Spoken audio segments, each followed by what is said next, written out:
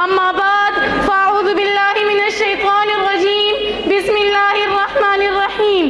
سرمایہ حیات ہے سیرت رسول کی سرمایہ حیات ہے سیرت رسول کی فلاح کائنات ہے سیرت رسول کی جناب صدر سیرت رسول ایسا موضوع ہے کہ جس کو بیان کیا جائے تو ساری دنیا کے درختوں کو قلم بنا دیا جائے اور ساری دنیا کے سمندروں کو روشنائی بنا دیا جائے زمین سے لے کر آسمان تک سارے حصے کو کاغذ بنا دیا جائے یہ تو گمان ہو سکتا ہے کہ ساری دنیا کے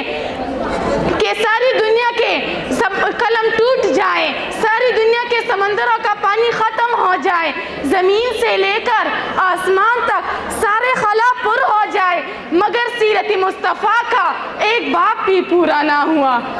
زندگیاں بیت گئی قلم ٹوٹ گئے زندگیاں بیت گئی قلم ٹوٹ گئے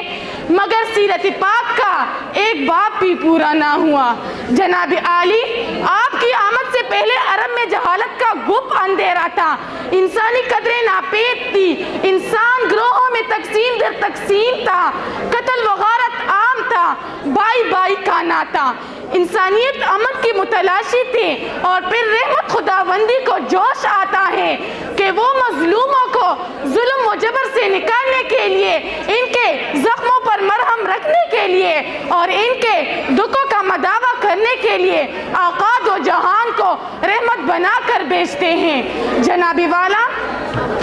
عرب کا میرے نبی سخاوت میں سب سے سخی تھے جو رات میں سب سے زیادہ قوی تھے بولنے میں سب سے زیادہ شفیق تھے جو بھی آپ کو دیکھتا تھا مرغوب ہو جاتا تھا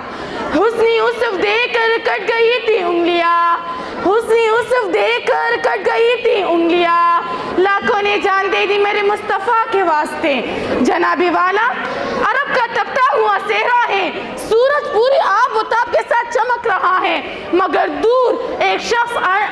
دور عرشی ٹیلے پر ایک شخص کھڑا ہے کسی کے انتظار میں کھڑا ہے جو کہہ گیا ابھی لوٹ کر آؤں گا 3 دن ہو گئے وہ شخص لوٹ کر نہیں آیا اور 3 دن ہو گئے یہ شخص وہی کھڑا ہے تیسرے دن اس شخص کا وہاں سے گزر ہوتا ہے تو اپنے وعدے کے انتظار میں کھڑے شخص کو دیکھ کر اپنے آنکھیں حیرت و ندامت سے جھکا لیتا ہے مگر منتظر شخص کی زبان سے یہی کلمہ ادا ہوتا ہے اے شخص تو نے مجھے ناحق تکلیف دی ہے جناب والا